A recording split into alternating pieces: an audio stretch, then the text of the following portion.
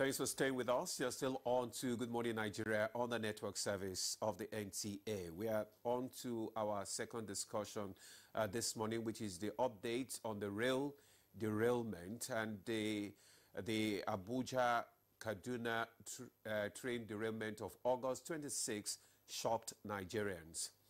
But thankfully, all 618 passengers were safely evacuated with only minor injuries. Nigerian Railway Corporation's Managing Director, Dr. Kayode Okpaifa, who led rescue effort, took responsibility on national TV and promised swift restoration.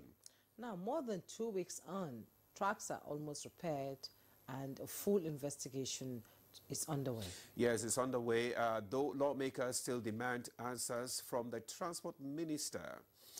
And we'll be taking a look at the situation of things and what Nigerians should know about the incident. Now, joining us to break these issues is the Managing Director, Nigerian Railway Corporation, Dr. Kayode Okpaifa. You're welcome to Good Morning Nigeria. Yeah, good morning, it's a pleasure to have you join us. All right, good to have you, Dr. Okpaifa. Just let's have your comment now. What exactly caused the train derailment? Okay, good morning. Let me start by saying that the corporation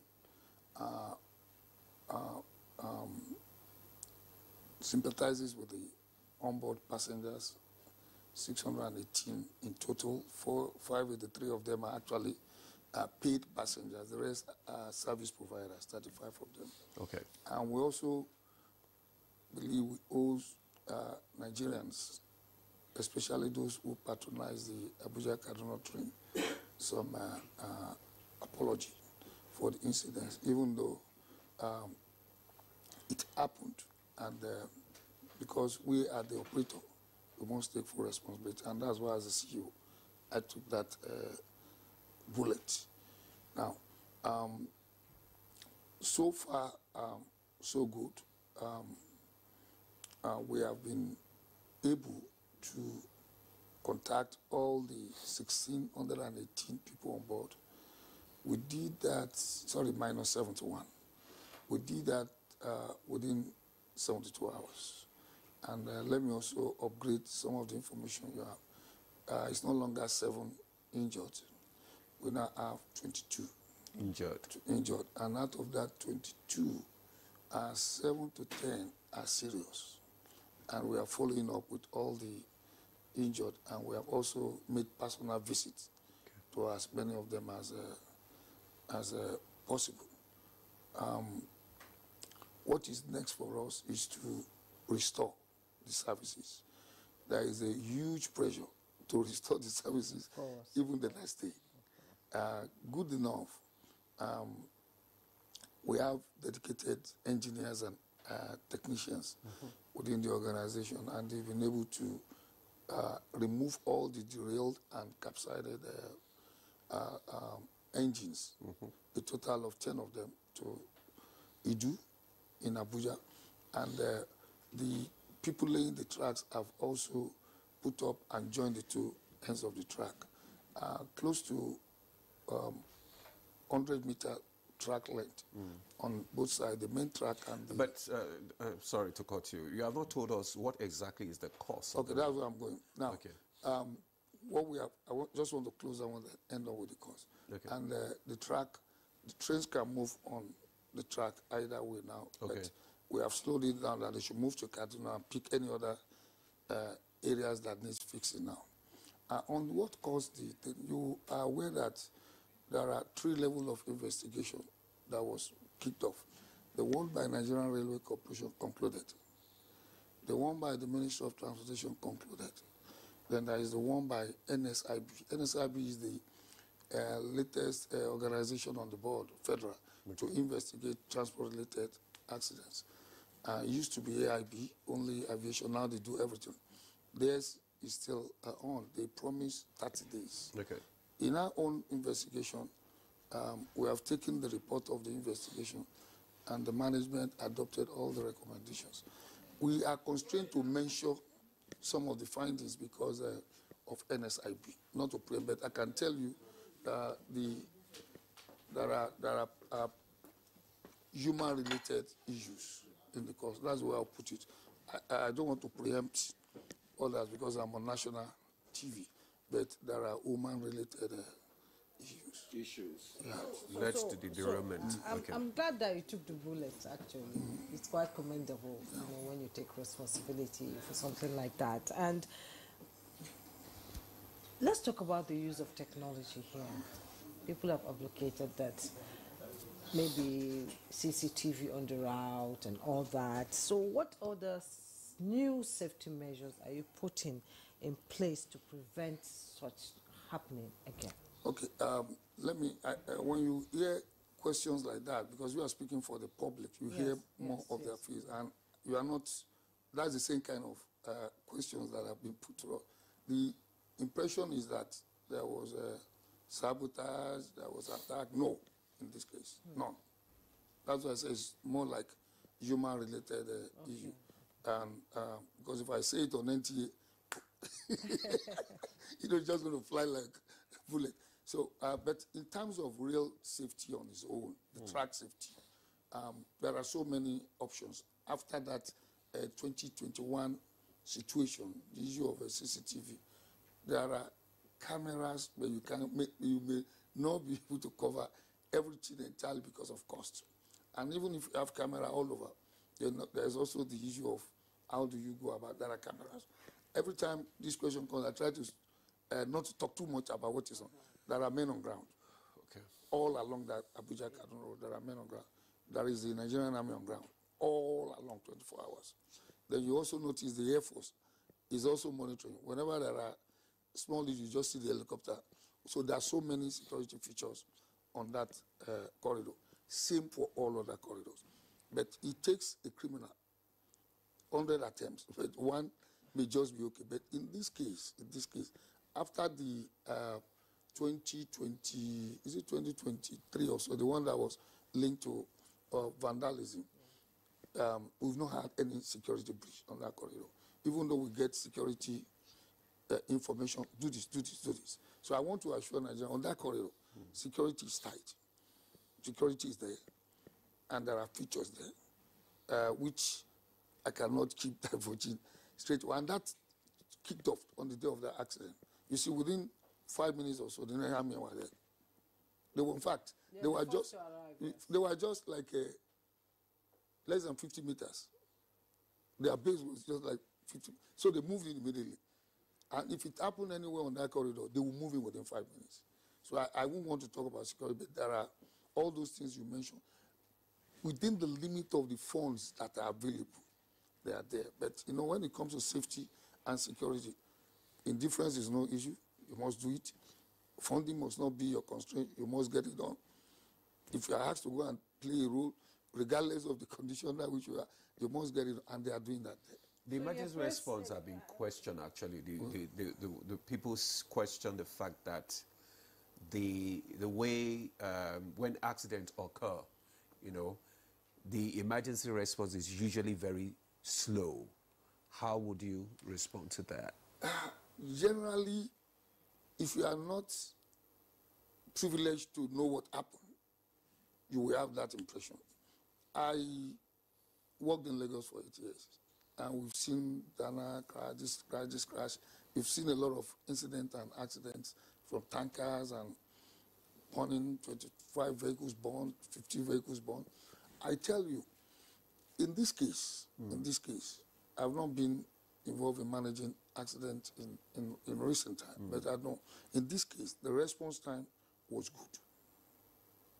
The management of the crisis, of the site, you can say, was good enough. And that the fact that the incident was confirmed within a short period of time that it occurred also means that the responders are there. So when you have an incident or accident, the first thing is not to inform the public, is to inform the first responder. In this case, the moment it happened, the guy on ground, the station manager informed his AKTS general manager. I got the information within 5 minutes. The first thing I did was to get the Honorable Minister for Transportation. You first go by phone Ori Minister for Transport. After leaving Ori Minister for Transport, was to go to Federal Minister for Health. When we couldn't get the Minister for, we got the current Minister for Education, who happens to be a former Minister of State. Immediately right on phone. I don't know if you have so many phones. You can hear the people he was calling from. He brought the permanent secretary right on the phone. And immediately all the hospitals in that area, Ida Hospital, one at Sabon Wuse, were immediately active, and the military hospital. And the National Hospital, the Jabi Hospital, they were all activated. Now, the DG NEMA was at another program. Immediately the program was shut down. She moved right to site. And as she was moving, the NEMA team too were moving. The Nigerian Railway team, there's also a doctor, a nurse on that train. Then there is an on-ground doctor at Idu.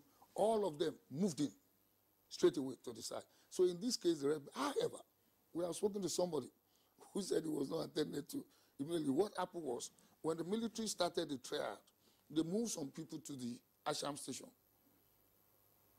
to be treated. Then they discovered that there were more people on ground. You know, when incidents happen, you face the most vulnerable and with highest number. So those people that were taken to Asham, one person there told me that they were not attended to immediately. But that is not a failure. But we have a case. And when we got that information, we make sure that man was visited in his house in Kaduna. We have visited people in Kaduna. We have visited people in Zaria. Okay. So in terms of response, I think the country is getting to do it better. I can't say for other kind of acts, but you see that it happens all over. It's more of a local matter. That is the state's responsibility to quickly respond, not really a federal. But in this case, FCT, Mandate Secretary, upon getting, he also activated the FCT health systems, and everybody moved to site. In fact, it was over almost 400 people got to site at about within the 5-10 minutes of this. Yes, and the social media also played. Oh, no. We thank them for what they did. And this time around, the report was good ones for people to take action. Yes. So how are you building public confidence, in the now? By the grace of God, we'll get there. Because I've seen some adverts. At your press conference, you said there are some reforms now. You bring some reforms into the Nigerian Railway Corporation. So what are you doing, especially about racketeering? Okay. Prior to the incidents, we were 2-3 months we've been on the reform team. We've created the customer service desk. Virtually none was existing. Okay. As of January. Luckily, we had it on ground. They are the one who made all the phone contacts. Then also part of the reform is to move some of the RGMs, regional managers, and create more coordinator positions to reposition the organization for business. Okay. While doing the social service, there must be the business angle. We have been able to do that. The second question was on, apart from customer service. Okay, racketeering. That's a serious one. Now, very serious. With the introduction of electronic ticketing, I think that was 2020 or 2021 or 2022, racketeering dropped, revenue rose up. Then with the electronic ticketing also came, the people who are behind these things strategized, and they moved to a new system. The electronic system requires you to have a name to use that train. Now, what these people have done is to go and annex name from friends, not really harvesting the legal one. But they were able to, if you have about 100 name numbers, then they keep buying tickets from that name. Those are the ones people say they buy for some extra money. So in the last 6 months, we now change our style. You now do double clearance. So we clear you entering our waiting area, and then when you are about to board, we check you out. So what we do, because of name, once you buy a ticket, you put it on a turnstile electronic system. It will bring up your faces. Okay. So if you go and buy racketeer ticket, you can't enter. So the number of the percentage of racketeering has considerably dropped. Okay. However, there is a perception, because the train can take, let's say, 600 maximum people at a time. 1,200 people are interested in boarding the train. So when you try today, you don't get it. You try tomorrow, you can't get it. You try the third, they sold all the tickets to their friends. So there is that perception in public. But every time it comes, and with this kind of opportunity, we try to explain. It is not racketeering that people are saying. If there is racketeering, it cannot be, I don't think it's up to 5%. It should be like maybe on anybody, maybe 5 to 10 people. Then our men must be involved in that case.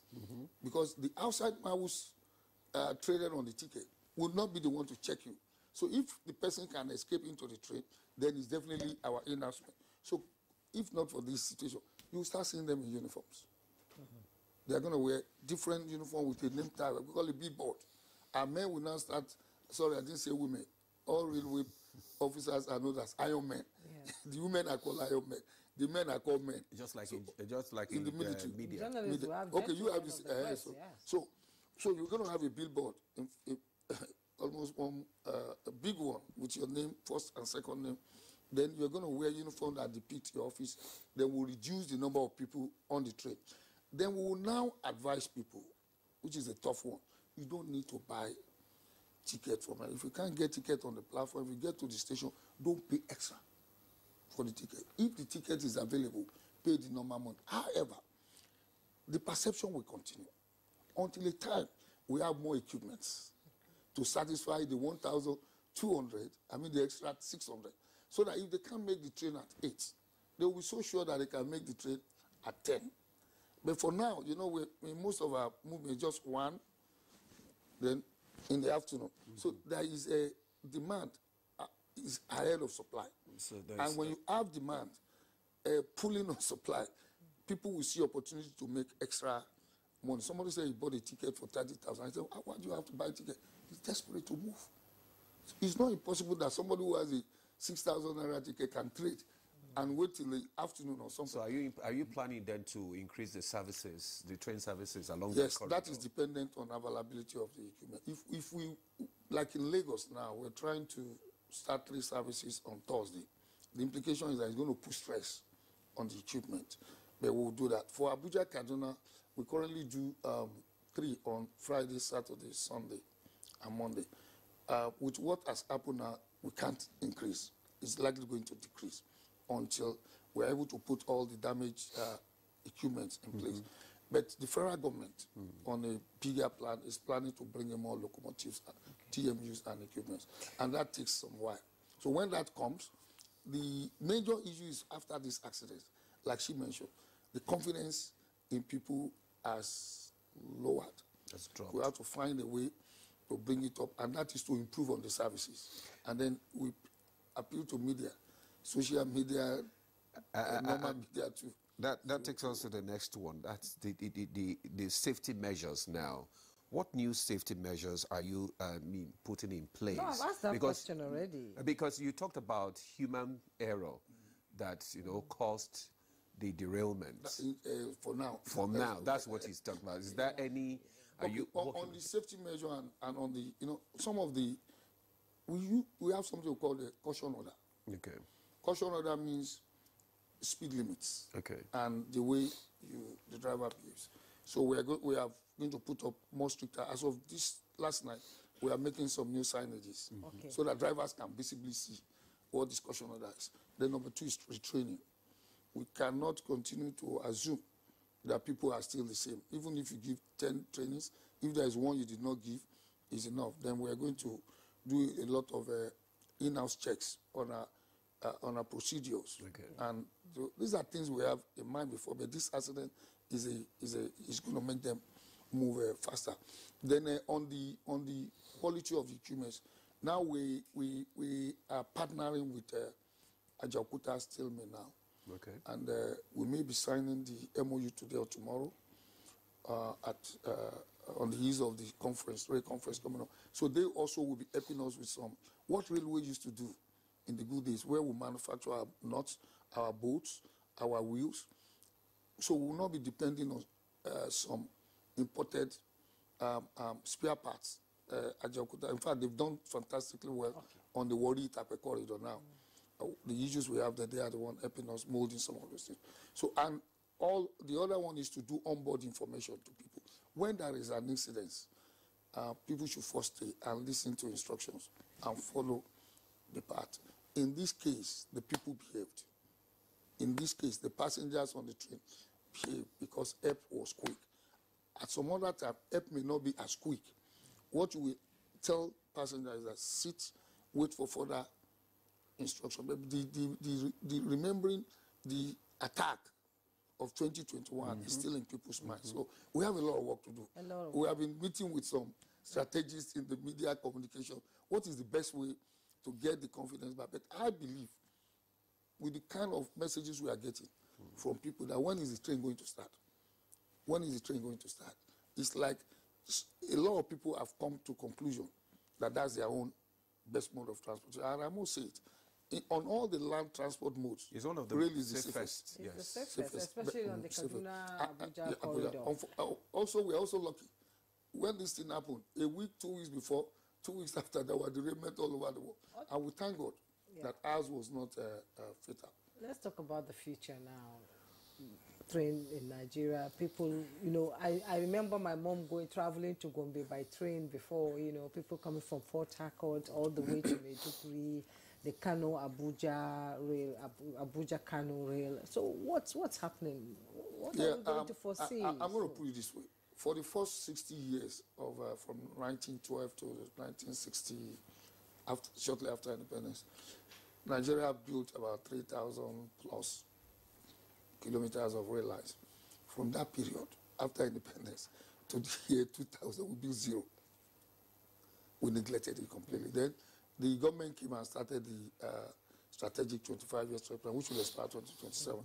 And after that, nothing again happened until the last administration came to complete Abuja Rail Mass Transit, completed the Abuja-Kaduna Rail, awarded the Kaduna-Kano, and awarded the Kano-Maradi. So but in the last 2 years, what we have done as a government, you know, the Nigerian Railway Corporation, the Ministry of Transportation, the Renewable Infrastructure Fund, and MOFI, and then the Federal Ministry of Transportation, is to come up with an holistic plan of two years. And they are all contained in the Vision 5, 10, 20. 2, 5, 10, 20. Now, the first 2 years is to optimize what we have. Okay. Like you said, I have videos that when you look at, you won't believe this is Nigeria. Yes. People struggling, rushing to enter train, not far like 2015. Now, the first 2 years is to optimize what we have. We're closing that by December. That is to get the Lagos-Kano route back, mainly for cargo. We ran it September last year, but it wasn't sustainable because of washout. So the federal government is making effort to get it fully back. Then the Port Harcourt, Aba, Enugu, Maiduguri, that allows Gombe and the rest to function. Yeah. Because of the rehab or reconstruction, there is no train beyond Aba. So the government is going to push the train to Enugu. And from Enugu, the Gombe, Bauchi side will start coming to play. In addition to that, get the Abuja, get the Kano Maradi completed, get the Kaduna Kano completed, so that you can now have a straight move from Abuja to Kano, Abuja to Kaduna. Now, on the Lagos side, I mean on the southern side, get all the lines, central line, eastern line, and the western line. Western is Lagos, Kano, central is Warri, Takpe, then the eastern is the Port Harcourt, Maiduguri. Get them to touch the ports. So all the lines are now going to get into the port. The Lagos Ibadan is already at the port, but not to Tinkan port. It's already at Apapa port. So it's going to be extended from Apapa port to Tinkan port. Then Warri will be extended to Warri port, and the Port Harcourt one will be extended to One. And then it will take off from Aba to Enugu, while the Lagos Ibadan will move from Ibadan to Oshobo. And that will now follow from Ibadan to Mina to Abuja. Then in the terms of freight, we are moving more freight in Nigeria now than we used to move 2 years ago. So we have what we call freight revolution on the rail. And that one is allowing the private sector now. Because that's where the money is. Allow the private sector to come in, they collect license, one. Either they collect an ordinary license or collect a track access program license that allows them to bring their own equipment and use the national asset. Or rent equipment from Nigerian Railway. And they're already doing that. Over 30 companies are playing on those. Then on the passenger is to rail with the states. That's what we're doing with Plateau. Borno is about to start. Kaduna is on the way to start. And then, which other state? Lagos and Ogun. Lagos is already enjoying it on the red line.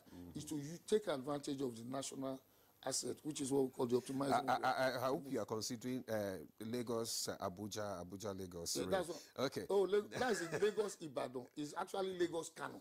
Okay. It's actually Lagos, we're thinking, Lagos, Abuja, Lagos. Okay, now, there's this comment that I want you to respond to. And this one says, good morning, Nigerians. I want to commend the MD and his team. I want the MD to look at the issues of toilets in coaches. That is, the facilities in the coaches. It's very bad. No water. Almost all the coaches' toilets are permanently locked due to no water. The second issue is the ticket racketeering, which you have responded to. So probably you can talk to the facilities. The issue of toilet and facility is one of the first issues I had to face. Now, I can tell you that in each coach, we have 2 toilets. As at 4 months ago, there is no coach without a toilet working. At least one. There's supposed to be 2 working. The ones that are not working have vacuum issues, which require spare parts that we don't have. Okay. So we now said provide water. Now, what shocks us is the amount of usage of the toilet. You use the aircraft too. You don't usually see people going and use, but on our trains, it's like from beginning till the end. Somebody is somewhere using. Every time I use that train, I've been fortunate. Whenever I want to use the toilet, it's available. So when I hear any comment, I go the next day to use the train, and I find the contrary to what I see in the public. Okay. A lot of these statements, too, I'm not saying that I know issues, that I use. A lot of these statements are the old impressions. Okay. Anybody who reports, I go on the social media to get the contact, and I relate with them personally. And they say, that was about 6 months ago. But now, it's better. However, the challenge is the toilet is supposed to be vacuumed. Yeah. But where the vacuum does not work, and we can't get the spares immediately, we introduce water. And I can tell you, we have people now who are to check the toilets. Okay, on that note, thank you so much. We have to let you go. MD, Nigeria Railway Corporation, Dr. Kayode Opefa. We appreciate your insight, and I'm sure Nigerians watching will now be satisfied that something good is coming out of the Nigeria Railway Corporation. That is, the faith is restored. Yes, Can I make a statement? On return, which we didn't touch, the track is ready, but we have to conduct some safety audit. Okay. So that might take some time. People should bear with us. Okay, people should bear with you. Thank you so much for coming. We appreciate you. Thank you very much. And that's Good Morning Nigeria for today. Thank you so much for your time. I am Jumai Yesov. And I'm Ademola. You do have a lovely day.